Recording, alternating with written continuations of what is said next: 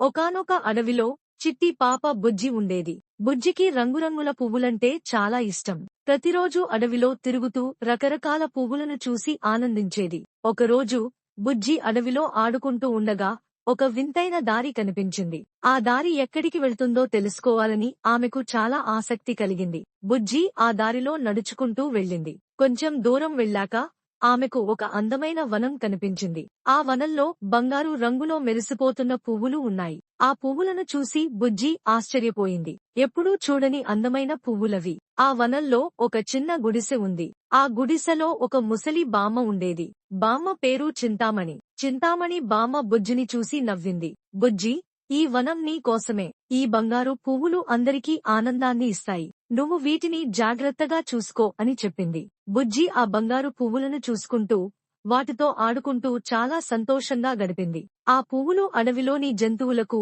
పక్షులకు కూడా ఆనందాన్ని పంచాయి. ఆ వనంలో ఎప్పుడూ నవ్వులు, సంతోషాలు నిండి ఉండేవి. ఒకరోజు ఆ అడవికి ఒక దుష్ట రాక్షసుడు వచ్చాడు.